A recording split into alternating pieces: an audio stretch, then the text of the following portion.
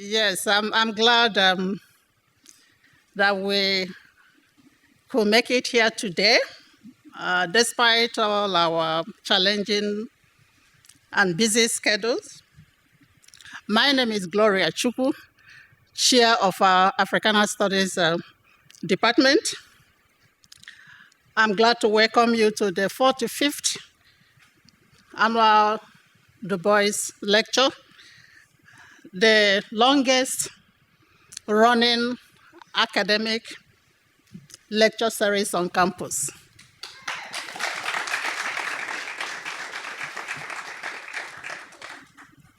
Today's lecture is possible because of the generosity of the Office of the Dean of the College of Arts, Humanities and Social Sciences, the Center for Social Science Scholarship, and the Dresser Center for Humanities. I thought of being apolitical today, but I decided otherwise. Because we all live with political consequences every day of our lives. As we're going to hear from our distinguished keynote speaker,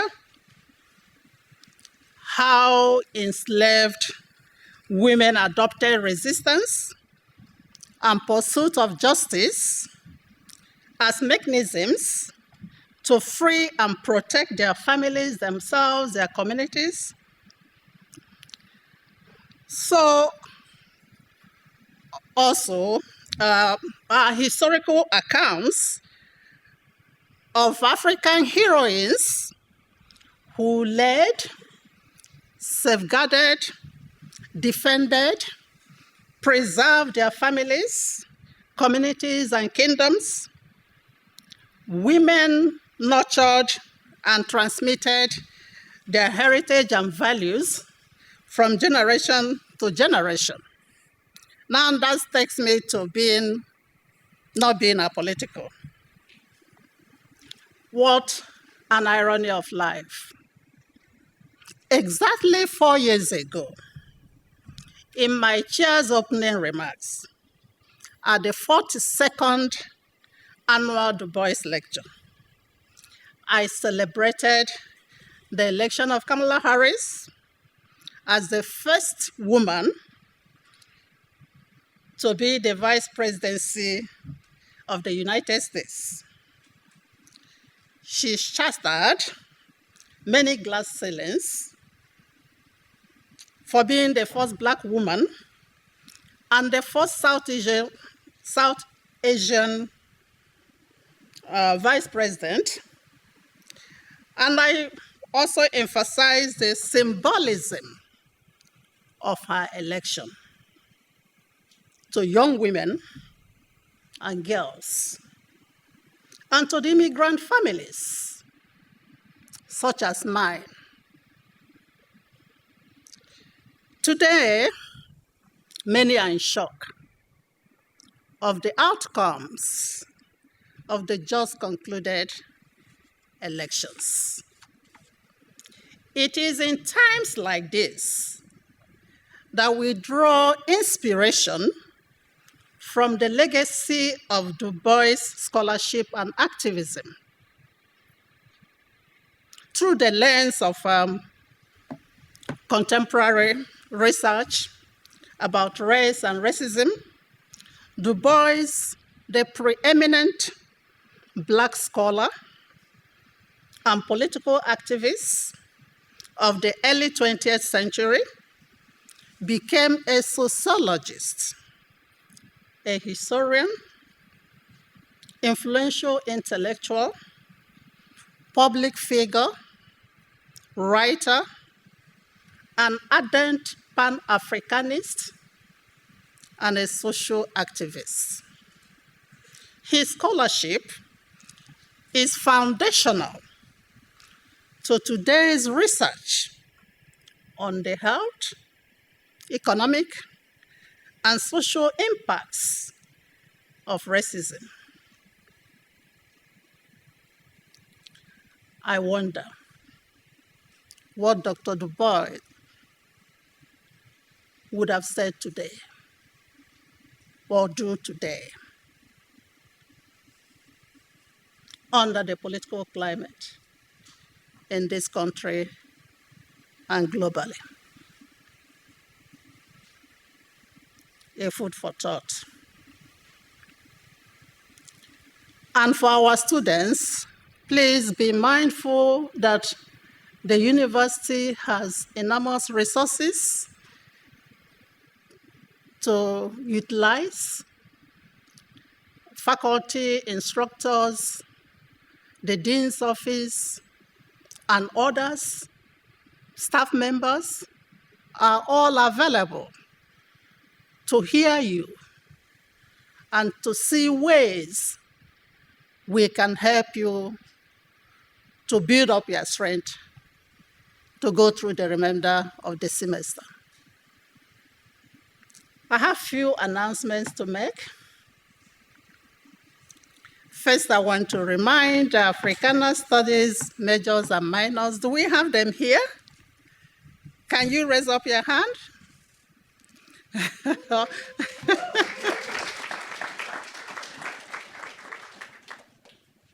I want to remind you that the deadline for the Elechukwu Njaka Scholarship and Creative Award is due on the 29th. All the necessary pieces of information you need to submit or apply for this scholarship is on the Africana Studies website. Please take advantage of that scholarship. We are also recruiting for the International Model African Union. How many of you have heard of the International Model African Union? Well, are you interested in diplomacy? Do you want to know more about contemporary African affairs? Do you want to serve as an ambassador of an African country? Do you want to have a dialogue with ambassadors of African countries in DC? Do you want an opportunity to interact and socialize with students from across the United States, Canada, South Korea, and some African countries who attend the summit? Please feel free to pick up a flyer over there and contact one of our faculty, Dr. Sizo Koro, who organizes the summit. And of course, you spend 4 days in Washington, D.C. Between February 20 and 23, 2025. But we start preparation in December, and it goes through the winter session. It is a memorable experience that those students from across colleges who had the opportunity to attend never forgot. It had been an experiential. I got to write references for students pursuing application to go to medical school simply because I mentored them to attend the Model African Union Summit in DC. Please explore that opportunity. I also want to inform our students that there are opportunities in Africana Studies department to pursue a double major with 30 credit hours in Africana Studies and a minor in Africana Studies with only 18 credits. Some of you might have taken up to 2-3 Africana Studies courses. You can only add a few more to add something to your degree. At this point,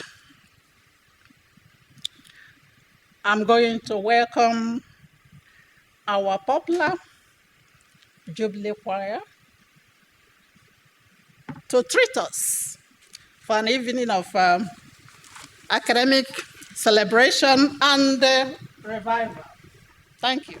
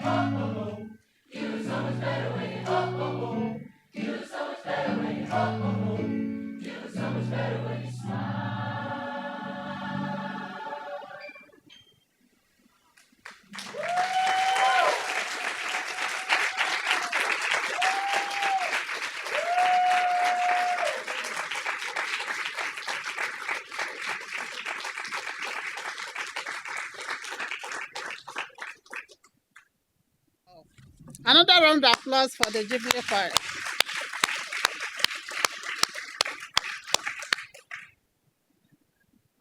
Africana Studies Department has had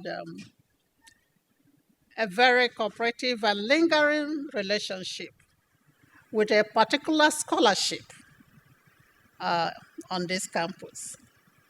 So I'm going to introduce the person that will present this scholarship to the recipients for the 2024 academic year.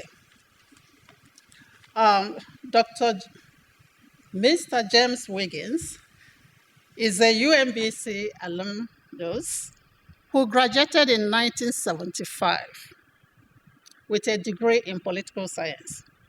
But you would think that he got his degree from Africana Studies. He is the founder of the first alumni endowed scholarship at UMBC, the second generation scholarship. He is here tonight to present 3 scholarship awards to the winners. Mr. Wiggins, over to you.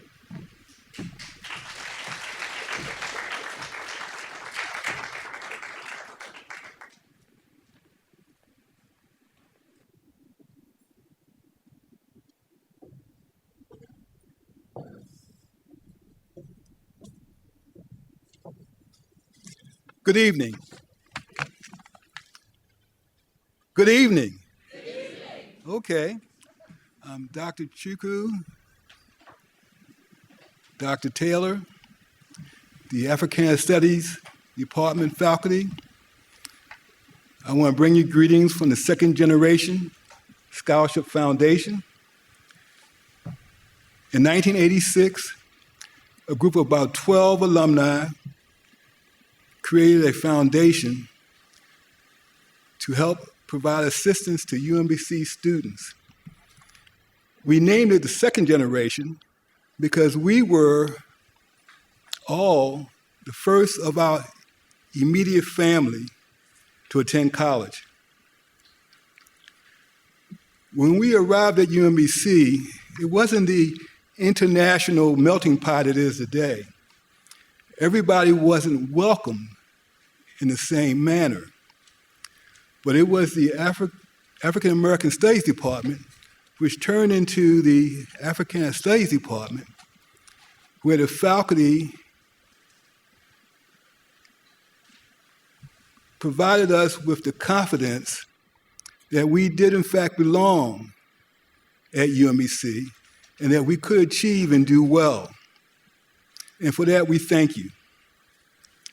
Here with me is Gary M. Brooks. He's an attorney and he's the vice chair of our scholarship committee. Gary, will you stand?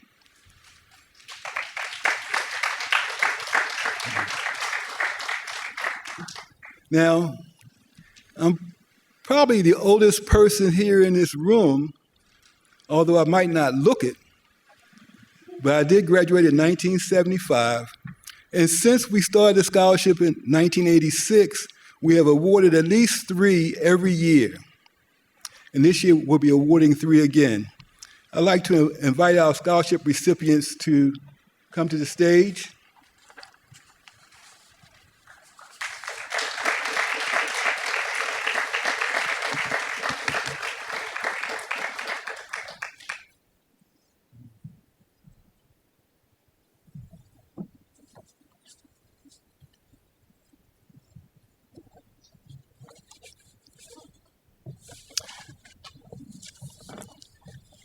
Our first scholarship recipient of $1,500 is Jade Iwua.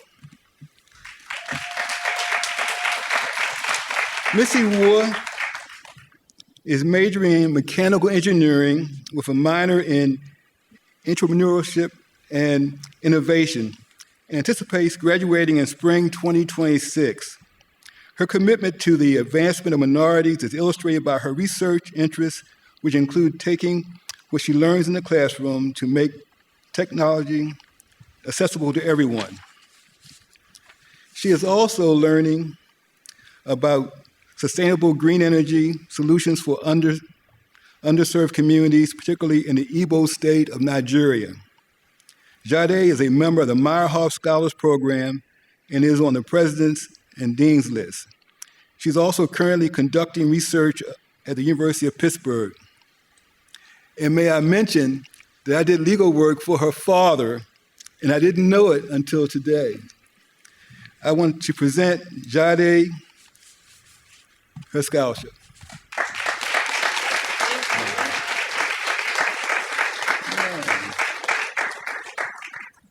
Yes.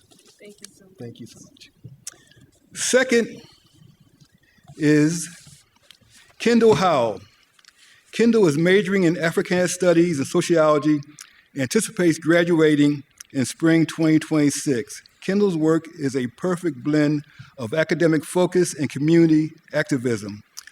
Her participation in projects like Watch Me Work, Baltimore barbershops, salons, stories, and more, and her success in entrepreneurship competitions reflect her drive to promote the economic and social empowerment of the Black community. Kendall has been on the Dean's List and President's List and is on the Humanities Scholars Program Dean's List. She also placed second in the UMBC, now I'm gonna have a hard time with this one, Kangalozzi Business Intervention Competition for budding entrepreneurs in 2023. Join me in congratulating Kendall Howard. Yeah. Thank you. Thank you so much. And last but not least is,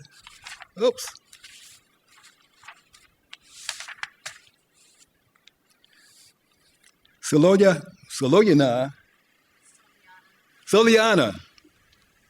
Denu.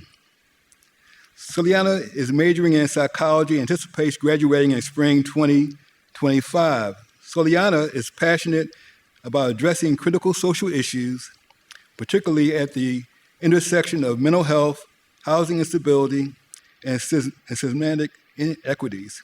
She works to explore barriers to housing stability among individuals living with HIV and who have experienced domestic violence in Washington, D.C. She aspires to become a psychologist with a focus on advocating for the Black and Brown communities within the criminal justice and housing system. Soliana is on the Dean's and President's List and was honored last spring with a Distinguished Achievement Award for academic excellence from the Psychology Department.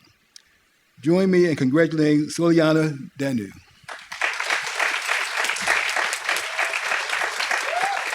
Thank you. We want to invite everyone to apply for our scholarship. It's available to all. All you have to do, besides being great students, is take a course in Africana Studies. Thank you.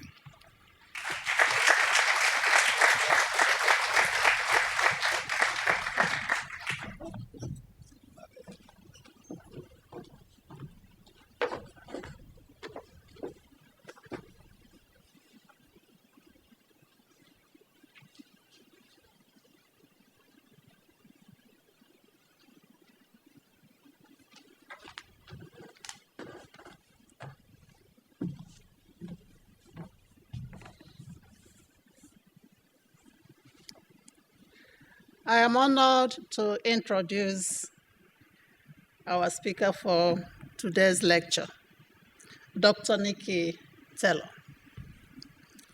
Nikki Taylor is a professor of history and chair of the department at Howard University.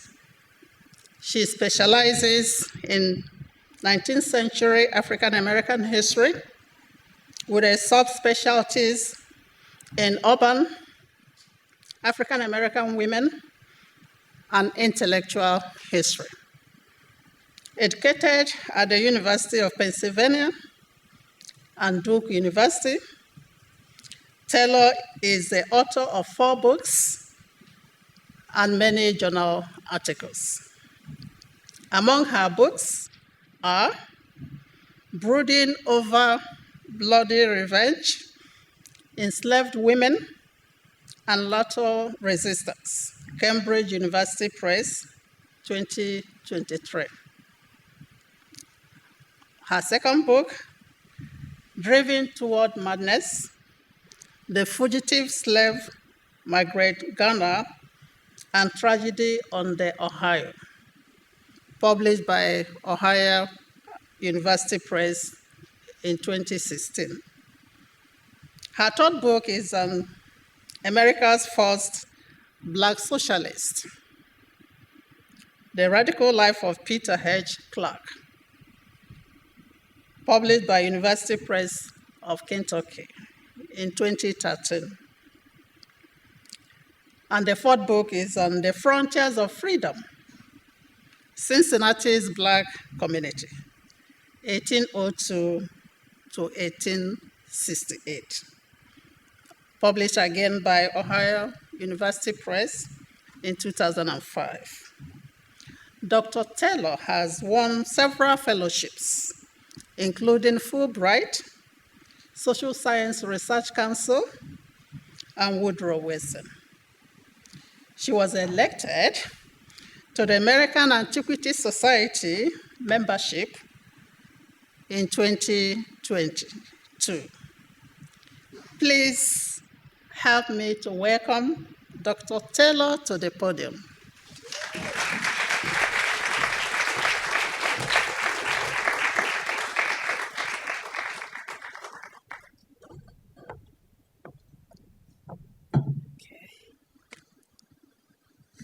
Get situated.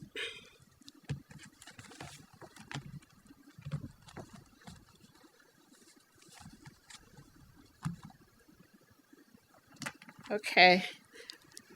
I am very honored and humbled to be here at the University of Maryland, Baltimore County, and especially as the 46th annual W.E.B. Du Bois Distinguished Lecturer.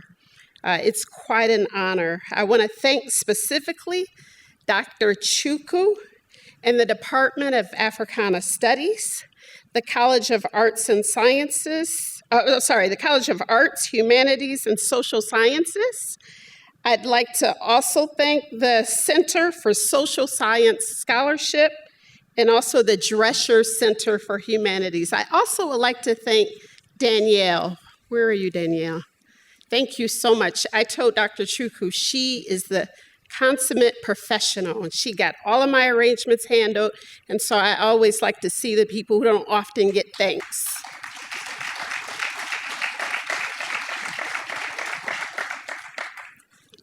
So I should start by saying the start of my lecture is going to make a lot of you uncomfortable because it's a story that is quite gruesome and somewhat gory. So I should forewarn you, but it doesn't mean that you should close your ears to it, but it just shows you and points out some of the, difficulties with American slavery. In the wee hours of the morning, one night in April 1848 in Jasper County, Mississippi, and Jasper County is right where this arrow is. You see that? A 14-year-old enslaved girl named Cicely ran over and alerted the neighbors that something terrible had happened at the home of Dr. James Longan, to whom she had been hired out. 5 neighbors rushed over to the Longan property, and when they entered the front gate, they found the bloodied body of Dr. Longan's wife, Anne, who was barefoot and still in her nightclothes. They then followed 2 trails of bloody fingerprints back to the crudely constructed one-room home that actually had a quilt operating as the front door. Inside of the home, they found the doctor's body laying on a mattress that was laying on the floor, and his head had been decapitated. His severed fingers were lying on top of his body. The Longan's infant lay dead with a crushed skull. The only surviving member of the family was a toddler girl who had been lying on her father when he was bludgeoned, but she had narrowly escaped injury herself. Cicely, the 14-year-old enslaved girl, recounted a very horrific story that involved home invaders, 5 to be specific. She said 3 were white and 2 were black. And she said that their intentions were to rob the family. According to Cicely, the gang of men had chased her and Anne Longan into the front yard, and she had managed to outrun their attackers, only narrowly escaping being bludgeoned herself. And her story seemed very believable until it didn't. Circumstantial evidence would be Cicely's undoing. Standing there in the dark of night with only lanterns to light the scene, the neighbors noticed that Cicely had blood splatter on her dress. Blood splatter suggested to the neighbors and everybody present at the scene that she had in fact been the one wielding the axe that had killed the Longan family. According to 19th century forensic science, the neighbors at the scene demanded that Cicely put her feet inside the footprints, the bloody footprints leading to the house. In the shape and the size of those footprints matched her feet exactly. Another neighbor noticed that Cicely was hiding something under her dress, and when they inquired, they found that it was a coin purse full with $11 worth of coins. And so she insisted the money was hers, but neighbors had noticed that Dr. Longan had had that same coin purse when he had gone to the market a few days earlier. And so for investigators, the purse full of money basically led them to conclude that robbery had been Cicely's motive for the gruesome murders. Cicely, though, offered a different possible motive in her confession than the ones the prosecutor believed to be true. And I'll try to get to the confession. This is her confession. I know you can't really see it, but it's a really interesting confession. But so she had a different motive than the ones the prosecutors believed to be true. She said that she had not been happy that her real owners had hired her out to the Longan family. And she actually told people she had been hired out against her will. Cicely seems to have had a history of resistance at the Longan home. Just 2 weeks before the murder, she had burned their house to the ground, causing the family a total loss. And it was the reason they had no furniture. It was the reason the mattress was lying on the floor. And it was also the reason they had a quilt as a front door. In her 1880 confession, 2 years after the murders, she stated that she had never intended to kill Mrs. Longan or the infant, that they had been collateral damage of sorts. She said her real grievance was against Dr. Longan. And she basically stated a reason that her grievance against him had been grave enough that she had seen fit to decapitate him. Perhaps it could have been related to her claim that Dr. Longan and other white men in the neighborhood had been using her for sex. She even hinted that she had taken the money after the fact as a type of retribution for the fact that they had been using her for sex. But nonetheless, she confided the details of what had happened to her in the Longan home to a white witness that, quote, refused to repeat the details out of a desire for decency. So the indecent things, the so-called indecent things that Cicely divulged to this witness were rendered unspeakable in Victorian-era society, which did not consider details about sexual assault or any kind of intimacy to be respectable topics of conversation. This means that Cicely's truth about what happened to her was excluded from the court record, and also it didn't make its way into historical records, making her story nearly unrecoverable to historians. So what kind of justice did Cicely face as an enslaved girl in Mississippi right before the Civil War? As an enslaved person, due process would elude her, and due process is the constitutional guarantee that no citizen would be deprived of life, liberty, or property without a proper hearing in court before a jury of their peers. So that would elude her. Enslaved people like Cicely was subjected to the slave code, which is a separate body of law specifically set aside for enslaved people. Based on the Mississippi Slave Code, an enslaved person, regardless of age, who merely assaulted a white person with an intent to kill could be punished with death. So if you even attempted that, you could be put to death. Even abusive or provocative and insulting language against a white person could be a serious, if not also deadly offense in the age of slavery.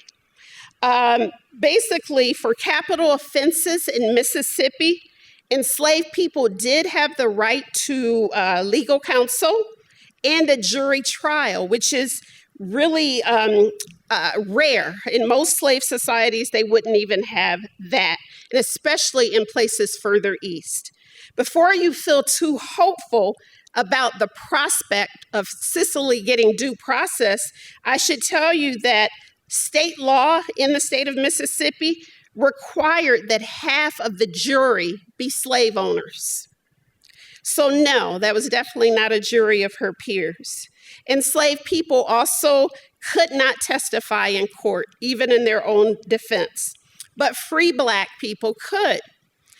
But false testimony as a deterrent, false testimony by any Black person who testified could result in both ears being nailed to a pillory, which is a block of wood, and then cut off, both ears, followed by 39 lashes to the naked body at a public whipping post. So clearly, there were serious deterrents for free Blacks to come forward and testify in any case. Enslaved Mississippians could appeal their convictions, which was not a right that enslaved people had in every state. Just to put this in perspective, Texas, Arkansas, Missouri, Mississippi, Tennessee, and Alabama all offered enslaved people the opportunity for appeals, whereas Virginia, both of the Carolinas, Maryland, and Georgia did not until the 19th century. Neither Delaware, Maryland, or Virginia would have any provisions for slave appeals until 1865, and that's the year African Americans were freed from slavery. Cicely pled not guilty at her trial and was summarily convicted and sentenced to death on the above circumstantial evidence. She exercised her right to an appeal in Mississippi's High Court of Appeals and Errors. And let me, this document you saw earlier, that's what this is. It's her appeal in the state court. And she also cited the reason for the appeals is that the judge had given the jury improper instructions and failed to honor her request for evidence and things like that. She did not finally admit her guilt until 2 years later. So the murders happened in 1848, and it took her 2 years. But those cases, these cases like this one you see here, is how I, as a historian, became aware of women like Cicely. Cases like Cicely's really allow us as historians to examine Black women's resistance to slavery, and actually, in addition to that, how the judicial system punished them afterwards. Cicely was executed by hanging. As shocking as her story is, Cicely was, in fact, part of a healthy number of enslaved women who practiced deadly slave resistance in the United States and even beyond. Her story is a case story much like those in my most recent book, Brooding Over Bloody Revenge, which is the first book of its kind. Her case challenges generations of scholars of Black women's history who have insisted that enslaved women rarely chose armed, lethal, or even overt forms of resistance. Deborah Gray White and the late Stephanie Camp and other giants in the field of Black women's history, for example, have emphasized that enslaved women rejected explicit and even confrontational violence in favor of covert, non-confrontational acts of what they call everyday resistance. And this included talking back, pretending to be sick to avoid work, slowing down the pace, all the things that we are more commonly used to when it comes to slave resistance. But despite the varied and creative ways that enslaved women practiced this everyday resistance, historians have categorized it as a softer variety and much less inclined to shake the foundations of the institution of slavery. Much less inclined to challenge the racial or even the gender social order. My work challenges the age-old idea that enslaved women resisted softly or quietly or covertly. I found that women like Cicely used any household weapon they could find to kill their enslavers or their enslavers' family members, including water, fire, poison, both chemical and herbal, axes, hatchets, knives, even a feather bed in their hands. They worked alone or even with the assistance of other enslaved people, including their spouses, children, and even grandchildren. So as a disclaimer, let me just say that, before I go on, that despite my focus on Black women's violence here today, and their especially lethal force, it was usually and typically and commonly considered the prerogative of white men in the age of slavery. White men wielded the authority to kill, mortally injure, or maim their wives, servants, employees, and either other white men. Yet none of that white on white, free on free violence could ever trump the violence that was required to maintain slavery. That violence, the kind that was used to maintain slavery, was at that same time unparalleled, incomparable, and incomprehensible in the history of human relations in the United States. Enslavers' wives, their parents, their siblings, their overseers, and even their minor children had the authority to deliver inhumane and even merciless discipline to their enslaved people. Even within the Black communities, violence has typically been understood as the prerogative of Black men, even to this day. But these patriarchal ideas about who can and should will violence may make some uncomfortable, even in this room, with the idea of women wielding the power to exert violence onto others. But jettisoning these ideas provides room for us to analyze women who committed lethal resistance to slavery, not as aberrations in history, not as monsters, and not as crazy people, so to speak, but as resistors. So despite the topic of my book in this lecture, I still assert that Black women were the least violent people in American society because they were. But nonetheless, this focus on women who use lethal force is a version of history that was important to the students of today, especially the students at Howard and probably especially the students of Gen Z. And they tell me it's because they don't like to see Black people treated so brutally in other classes on slavery.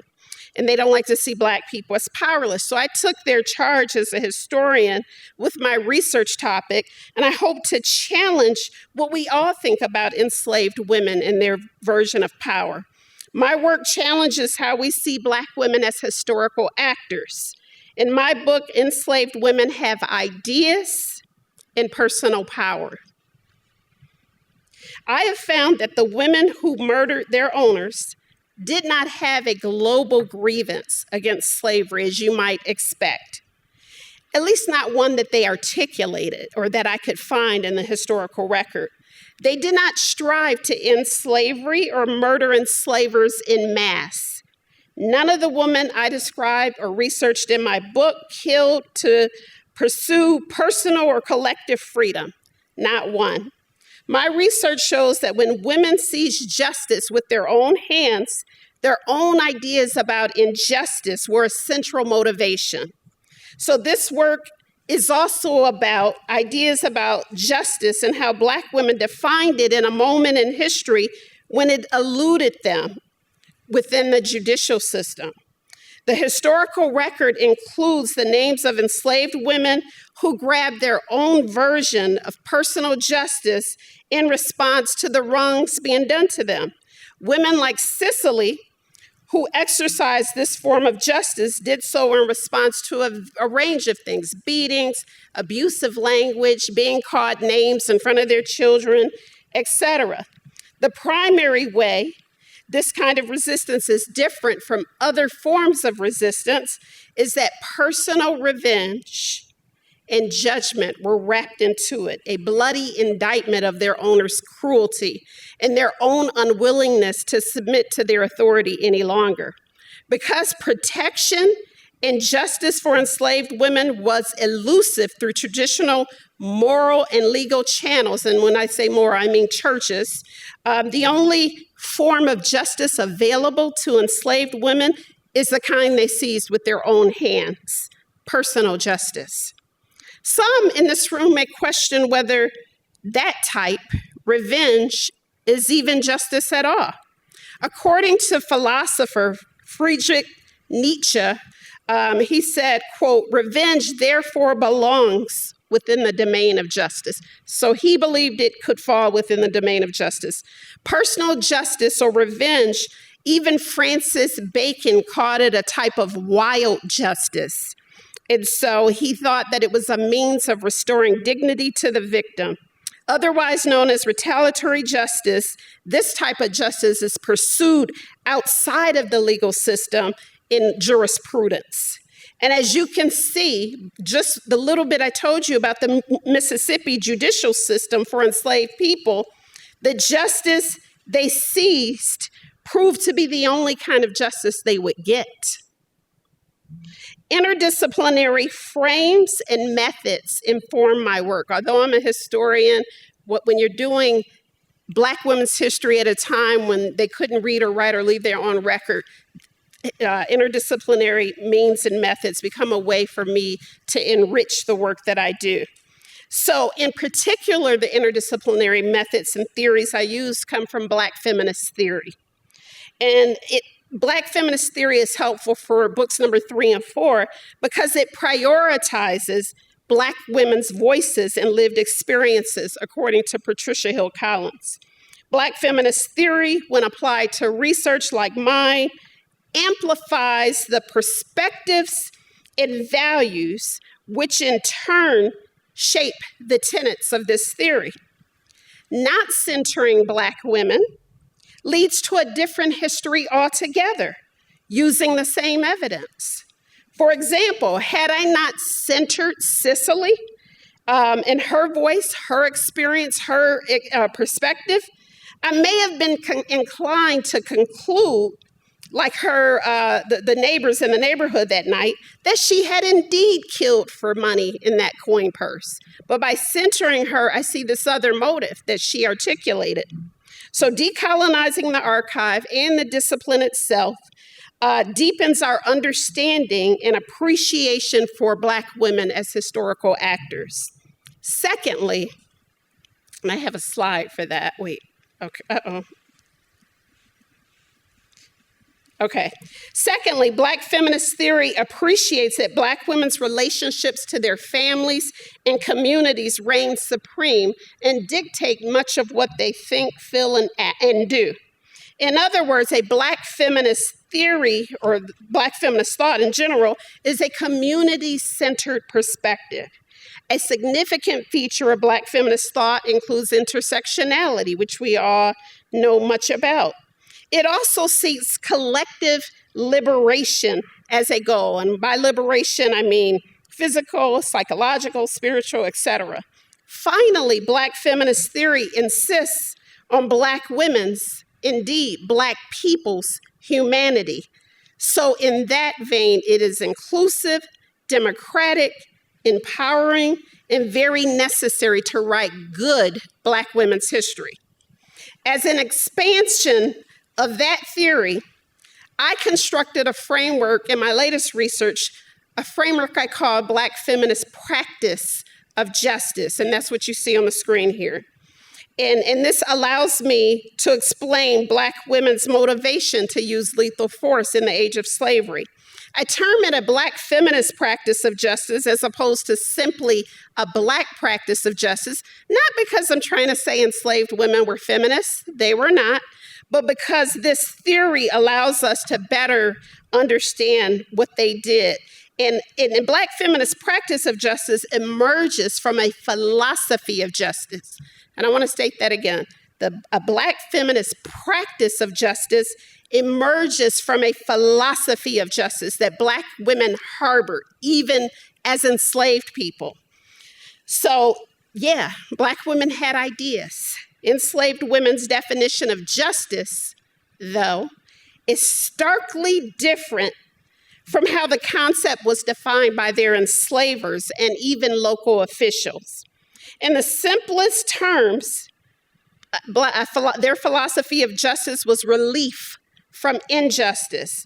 On a deeper level, it is practical and boiled down to a sense of fairness, decency, justness, and humane treatment, which they articulated, negotiated, and renegotiated.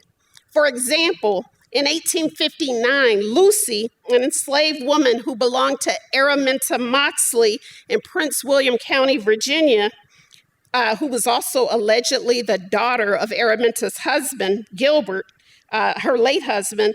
Lucy poisoned Araminta to death with arsenic, citing poor treatment as her motive. She understood that her late father's wife had treated her poorly in the 4 decades after he passed away. Lucy had a keen sense of the wrongness of how she was being treated, and she acted on it. But this is what a Black feminist philosophy of justice is. At its roots, an understanding that justice must be centered on these concepts of fairness and have these goals. Any failure to honor that basic premise is itself an act of injustice. So chattel slavery is the most obvious example, but there are other smaller acts of humanities that I already told you. Sexual assault, denying people adequate food and clothing, which was a feature of slavery, selling their loved ones, and disrespectful name calling of parents in front of their children. So these women's philosophy of justice was a powerful current flowing within them. And their enslavers had no idea that they harbored such views about justice, which was a serious misstep. Justice was so important to the women in my research and the women that I studied that they were more willing to die for it than freedom. I discovered that many enslaved people who used lethal force believed they were seizing justice for themselves. In New York in 1708, one of the earliest examples of a woman who used lethal force, she was an unnamed woman who was married to an indigenous man. This is 1708 in New York, before New York City became what it eventually became. But basically, they conspired to kill their enslavers because they were restrained from going abroad on Sabbath. And what that meant is that they weren't allowed to do what they wanted on their day off. They couldn't visit family and friends, and that was an injustice to them. So even that thing was an injustice. Similarly, Rose Butler of New York set fire to her enslavers' home in 1818 and blocked the stairway so they couldn't get out. She explained that she didn't like her female owner and decided to seek revenge because she was always finding fault and scolding at her. And so basically the enslavers' hyper-focused and incessant criticism to Rose Butler was injustice. In antebellum Virginia, antebellum is before the Civil War, 60-year-old Nellie explained why she and her kin beat their enslaver to death and then burned his body. She said, "He was a hard master. He would not give us enough meat to eat. He would not allow us to go away from home or the farm, and nor would he give us any of the privileges which other people's servants had. He told us that we should stay at home and work during Christmas holidays. And so for teachers and students in the room, I bet you can imagine how unjust it would be if you were suddenly not to have your Christmas break or your summer break. So that's what it was to enslave people. It was a type of injustice. In 1849, in Prince William County, Virginia, Agnes, an enslaved woman, was indicted, convicted, and executed for killing her enslaver, Gerald Mason, with an axe as he slept. By all accounts, Agnes had been upset that her owner and his foreman had whipped her 2 weeks earlier. She allegedly told other enslaved people that she would kill anyone who attempted to whip her again and would knock Mason in the head with a club if he laid hands on her. In other words, the murder had been premeditated for physical abuse. In Agnes's trial, several white witnesses testified that when they arrived on the scene the day of Gerald Mason's murder, Agnes told them that Mason had called her a damn bitch and had attempted to turn up her clothes and take privilege with her, which was an obvious reference to attempted rape. But the multiple reasons Agnes gave for the murders all center on revenge and stopping specific forms of abuse, including rape and beatings. So lethal violence within a Black feminist practice of justice is usually not the first or even the second attempt to deal with unjust peoples or systems. Often it was the last resort. So I want you to think that these women didn't try other things before they resorted to lethal force. And basically every woman featured in my book tried other forms of resistance, even so-called everyday resistance, before they resorting to this type of resistance. They used deadly violence only after those other things had been exhausted. Term slave clove, and this is somebody who was only a slave for a certain period of time because of Pennsylvania law.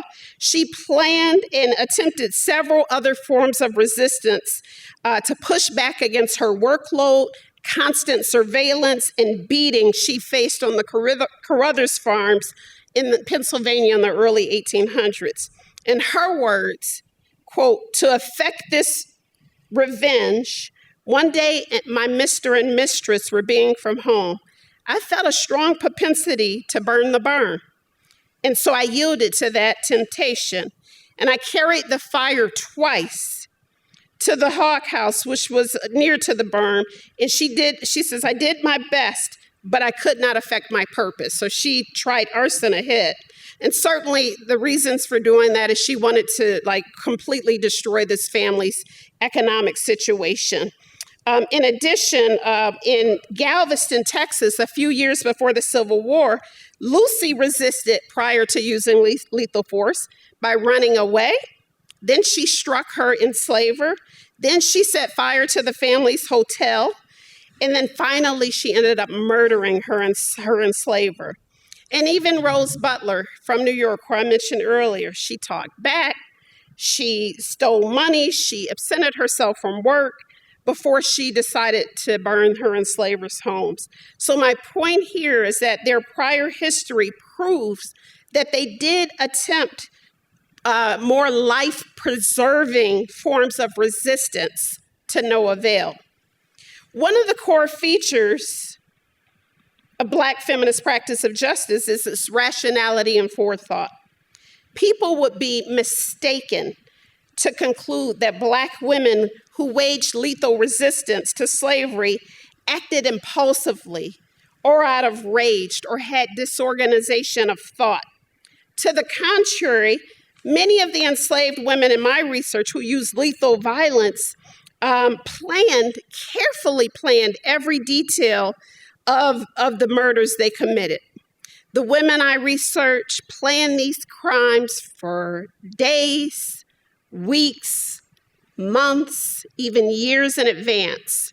And in the course of plotting, they sometimes recruited other people when needed, delegated responsibilities, decided which weapon would be used and who would use that weapon.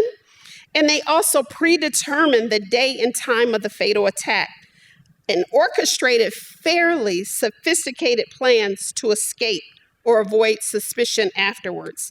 Some even came up with complex plans to avoid or delay their executions. Like one lady pretended to be pregnant because she knew that if she were pregnant, they wouldn't execute a pregnant woman. Turns out she wasn't pregnant at all, but nonetheless. In colonial Massachusetts, Phoebe and Phyllis did not kill their enslaver at once because they didn't want to elicit immediate suspicion, but instead murdered him little by little for 2 years with the diet of arsenic, rat poison, lead, and raw cashews, which apparently are fatal if ingested before boiling them, something I learned while I was doing the research. But nonetheless, Phoebe and Phyllis poisoned their owner's meals, his snacks, his drinks, and even the treatment for his asthma. They calculated they calculated that if they were to get away with his murder, people needed to believe that he had died of a chronic illness. So for years, these women were remarkably disciplined and resisted the impulse to administer the poison in larger doses. Phoebe complained that sometimes Phyllis' hand was a little heavy when she was doing the poison. These enslaved women who used lethal force invoked an ancient concept called just deserts. And this is this idea that people should get the punishment they deserve, which is a cornerstone, this very concept of just deserts, of how our judicial system functions even to this day. More commonly recognized to us in this room as an eye for an eye, or maybe the same concept is also in the Hammurabi Code, biblical law, Islamic law, and it's even a feature of philosophy. But this concept of just deserts laid the foundation for the construction of the American penal system and sentencing guidelines. A cardinal rule of retributive punishment is the idea that it should be proportionate to the offense. So justice is served when a moral debt is paid and the offender gets their proportionate just deserts. Enslaved women were very aware of this concept, and they had a keen sense of proportionality, which they articulated. But even more troubling than the carnage these women felt in the wake of these, in their lives, is the sadistic, inhumane, and appalling state executions of these women who were mothers, daughters, granddaughters, and I describe them in my book. According to the EPSI file, which is a database of these things, 12 enslaved women in history, in U.S. history, were burned at the stake for poisoning or arson. Now, for those who may not know, burned at the stake is being burned alive, especially reserved for the most heinous of American crimes. Usually serial killers were burned at the stake, or child rapists, and mostly men were burned at the stake in American history. Rarely were white women ever burned at the stake, but thanks to historian Mary Beth Norton, we all know that even the women accused of witchcraft in the Salem witch trials were hanged to death. They were not burned at the stake. So most of the women burned at the stake in the history of this country were Black, nearly 90% of them. So being burned at the stake is a particular way that Black women experience executions differently. This final act of state violence committed against Black women underscores the savagery of the violence that defined these women's lives and deaths in the age of slavery. And not all of their contemporaries, not all Black women condemn these women for using lethal force. For example, in Richmond, a significant portion of the Black community supported Jane Williams, who had killed her enslaver, Mrs. Wilson, and also Mrs. Wilson's baby. The Richmond Dispatch, the local newspaper, editorialized that too many in the Black community had made sympathetic comments about Jane. Jane is the one accused of murder, such as in the wake of her execution, such as she has gone home or she is in glory and her seat in heaven is far higher than Mrs. Winston's. That comment is the most telling because it implies that Jane's enslavers had not It implied that Jane's enslaver had not been a good person, and the Black community knew that. The women who used lethal force fully accepted the consequences before they were heinously executed. Rose Butler's last words before she was executed in Washington Square Park in New York City was, "I am satisfied to the justness of my fate. It is all right." At her execution in Galveston in 1858, Lucy spoke for the very first time about it and expressed a perfect willingness to die and hope for forgiveness in the next life. In antebellum Virginia, just before the Civil War, R.G. Davis told the court that he told Nellie she better prepare to meet her God, and she responded that she was all right on that question. Annis, although struck a different tone, in colonial North Carolina, she vowed to follow her owner into the afterlife and kill him again. The fact that these women persisted in their plans despite the danger demonstrates that they were willing to die in pursuit of their version of justice. So my framework is just one way, just one approach at approaching these types of topics. But without a framework of a Black feminist practice of justice, enslaved women's actions could be seen as impulsive. They could be seen as motivated by anger, irrational, disproportionate, and disorganized. Otherwise, being wrapped in all of these racist tropes, including the angry Black woman. Motivated to lethal resistance by different things than enslaved men, I argue, women did not always strive to destroy slavery or the power structure. Instead, they were motivated to destroy the person in power. Only then did they find justice and freedom. And if you sit and think about those stories as being mere relics of a long forgotten past that has no relationship to us here today, think again. Stories like these reverberate across time and space up to our current day. Centoya Brown Long is a more recent Black woman who survived sex trafficking as a teenager. In 2006, when she was 16 years old, she was convicted of murdering a man who was there to have sex with her. Because the judicial system would not see her as a victim, she was sentenced to life in prison. Centoya did 15 years before her sentence, or she was given clemency, in 2019. In 2018, a woman by the name of Crystal Kaiser shot and killed her enslaver and trafficker in Wisconsin, who held her in sexual slavery since she was 16. After she killed him, she set fire to his house and stole his BMW, reminiscent of Cicely, the one I started the lecture with. She claimed that she did that because he had been sexually abusing her and other underage girls. She believed she was avenging a wrong and liberating these girls from this person. Similar to the judges in my book, Kenosha prosecutors refused to give Kaiser as this man's victim. They refused to give her an option to file an affirmative defense.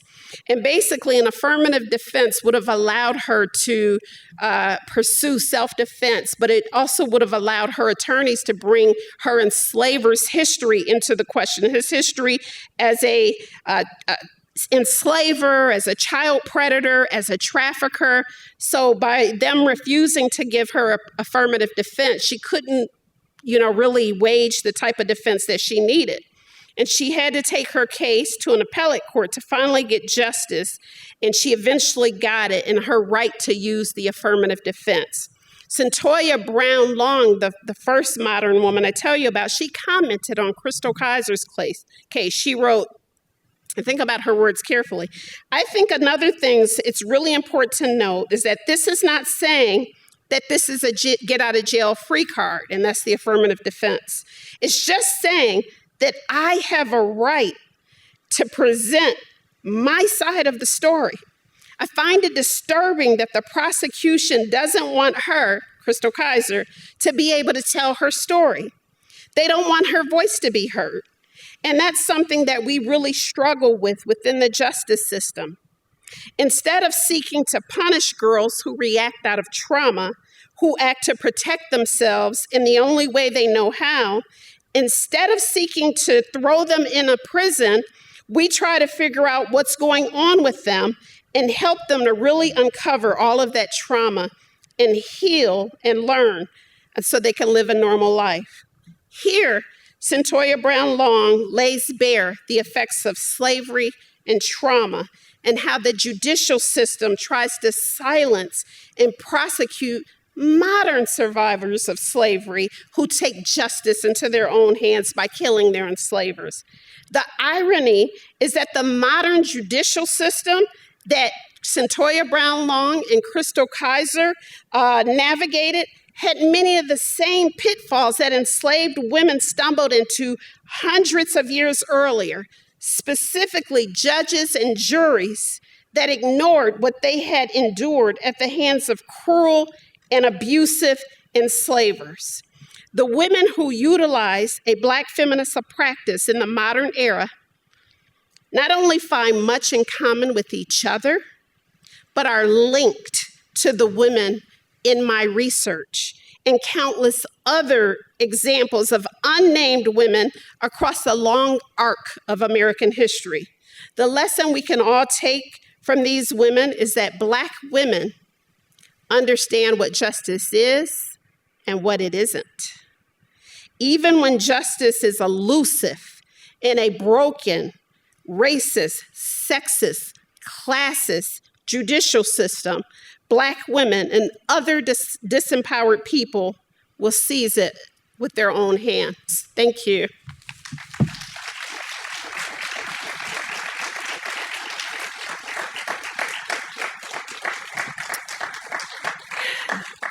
Thank you for coming. Does anybody have any questions? Oh, Dr. Chukwu wants to bring the mic. Do you have any questions? No? Well, that was easy.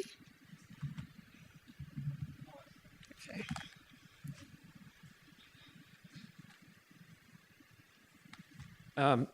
Hi, thank you for your wonderful talk. Thank you. Very, very thorough and interesting. So I have a friend and colleague who works on enslaved women who end up killing their own infants. That they did what? That end up killing their own infants. And I'm wondering if you've seen in the archive any sort of like connection between those. So women who feel forced to do that and then take revenge on their enslaver. That is a great question. Did everybody hear him? That is the topic of my third book. Driven Toward Madness is about an enslaved woman traumatized and fearful that after she escaped slavery, her kids would be sent back into slavery, that she killed them on the Ohio side, which is a free state. She killed one of them and tried to kill all four of them. Her name is Margaret Garner, and a woman that you may know named Toni Morrison wrote a book, Beloved, about it. So I wrote the real story of the beloved character. So yeah, and back then, I wasn't finding as much evidence of Black women who did that. It wasn't as common as them killing their enslavers. But I remember doing a book talk about that. And somebody said, yeah, I get what you're saying about trauma. You're probably right. But why didn't they kill their enslavers instead? Why their babies? That was how I came up with the next book, you know. And so, yeah, I think that happened at least, you know, a few times in American history. and probably a result of trauma and just fear that your child, especially a female child, would endure the things that the mother endured, including sexual assault. Okay, thank you. Thank you for the question. Okay, that's it? Oh, there's one more. I asked one. Oh, okay. I want to thank you very much. Your insight was very enlightening. Oh, thank But you. it struck me when you were talking earlier about some of the case history, and you mentioned that like some of the trauma and the violence that was attributed to the enslaved women. And I think that sometimes it could be, or it may be present that violence can be seen, I kind of think of Dr. King. Violence can be seen sometimes as through our perception. So those women, maybe they were aware of the acts that didn't seem to be quite that violent in nature, but for some, violence can be very detrimental. So of course. so Yeah, it's a you're great right. degree of violence. You'd have to really identify with what is really happening to you as a woman.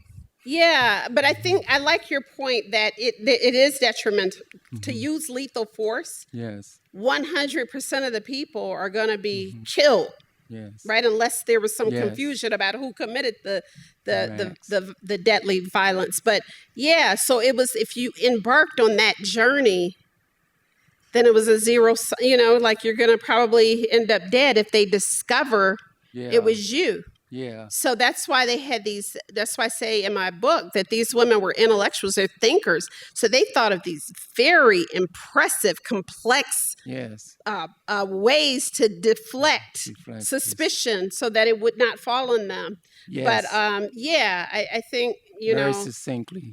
Yeah. Yes, very succinctly said. Thank you so much. Thank you for coming and for your question.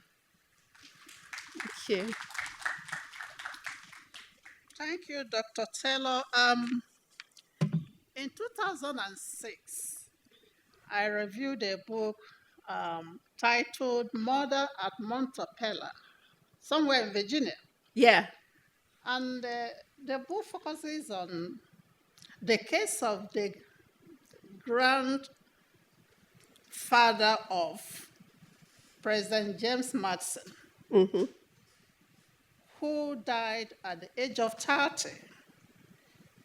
And there was speculated that he was poisoned by enslaved women of certain ethnic origin, the Igbo.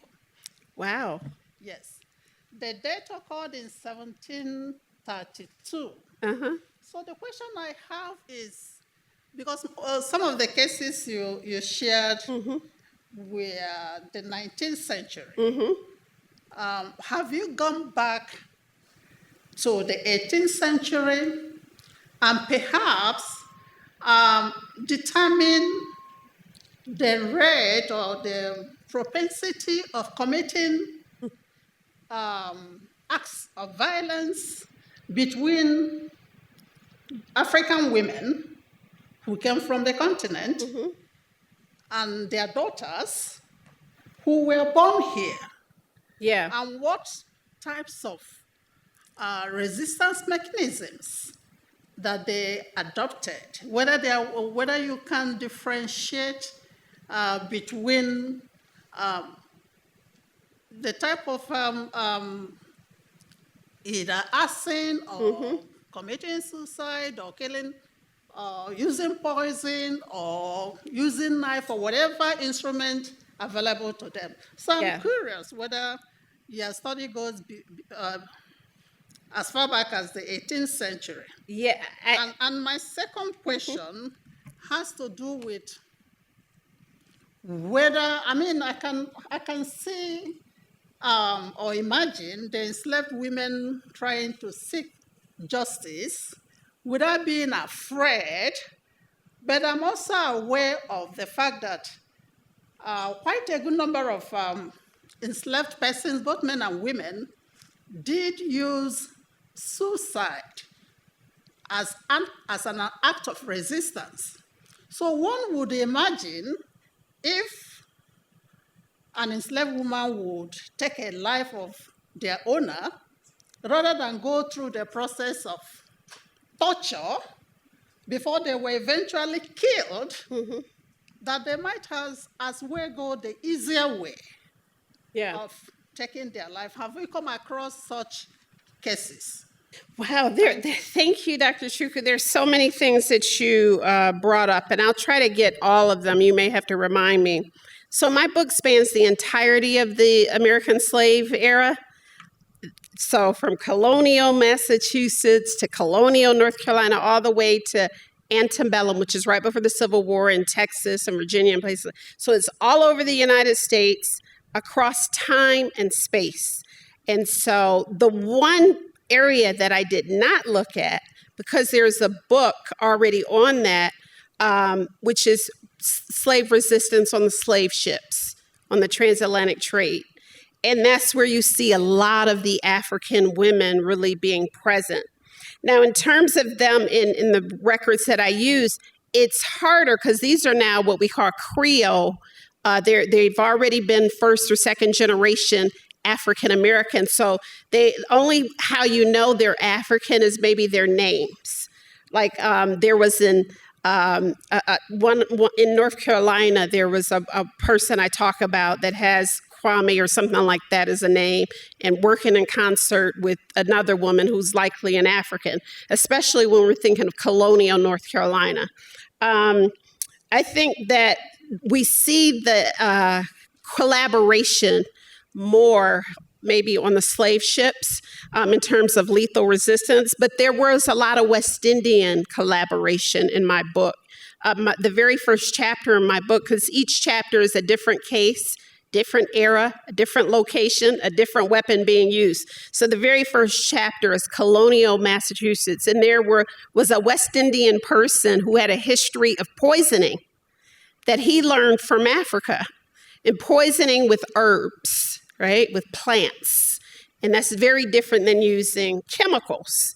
And so he was sold away from the West Indies and brought to Massachusetts as a punishment or whatever else. And there he started educating the African Americans on how to poison. So that plot was a complex plot that spanned across different ethnicities of Black people. And it was very sophisticated, it was years they plotted on their enslavers' demise. In terms of suicide as a form of resistance, I'm sure I saw in the House of the Burgesses records, which are colonial legislative records in Virginia, there are several cases of Black women who, and it wasn't a straight suicide. It's kind of like the theory I said, they did other things before they did this lethal force or whatever. So this woman broke into her owner's home, killed everybody in the home, burned his tobacco fields, which was his way of making money, burned down his barn, and then she killed herself. And so how I discovered the case, the owner was begging the colony of Virginia for welfare, basically. He was like, this woman took everything I had. And I laughed because it was just ironically funny to me that she did all of this. But in the end, yes, she killed herself, but not before she destroyed him completely. And so I see more cases like that than just despair suicide, where you just don't feel a way out. I don't really, in general, even outside of doing this book, I don't really see that often. I do see it on the slave ships, more people, but it wasn't out of despair so much per se. It was being disconnected from their communities and their kinfolk. And so, and not knowing what to expect from these, what they call ghost-like people who are carrying them somewhere they don't know. And so some of them jumped overboard to try to figure out how to get back to where they were from.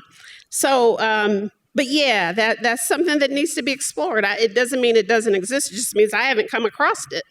But, people thought my book wasn't possible just 2 years ago. So it's more research needed. No more questions? Oh, come on.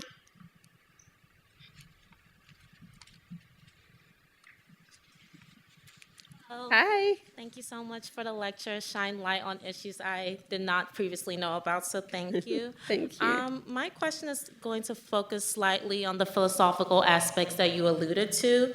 One of the key things you said was Black women were more willing to die for justice than freedom. And I think that distinction alone alludes to the fact that they're two separate concepts. So while in your research, did you find that Black women view death as freedom, or was running away the only sense of freedom? And to follow up with that, after they had committed these lethal actions, did they attempt to run away, or were they comfortable just waiting for the execution, which was sure to come? Thank you. Those are brilliant questions. Let me try to get to her questions. So yes, justice and freedom could be separate concepts, but sometimes they're the same concept. So justice is freedom from your, awful enslaver, right? So how do you get freedom from him? How do you get justice from that abuse? Is free yourself from him, right? So in that way, that type of freedom, I guess, is connected to justice. But in terms of them, like a lot of the enslaved men who led slave revolts, a lot of them were trying to get freedom or try to get somewhere else. We know that, people who ran away to the dismal swamps were trying to get freedom. So, but this is just one way that they did it, is by trying to get justice and freedom from the horrible person that owned them. In terms of death as freedom, yes. A lot of them did in their last words. Oftentimes the state would give them a last opportunity to say something. A lot of them articulated death as freedom. Even the woman in the book that I told you about earlier, my third book, she articulated death for her children as a type of freedom in the next lifetime. And so, or in the, in the heavenly realm. And so that was, definitely connected. In terms of your last part of your question, did they kill and then you said run away or leave the area? No, they stayed right there. And it was kind of weird to me, like, oh my God, but their plots were so complex that many of them didn't think they would get caught. If you murder somebody little by little for 2 years, where everybody, when he dies, thinks that he just died of his chronic illness, why would you have to leave? You just want to get rid of him. Right. And you've affected that cause. And it's only the coroner that kind of alerted the officials that something was off about the body, that suggested poisoning. Okay. So yeah, did I answer all of your questions? Thank you. Thank you.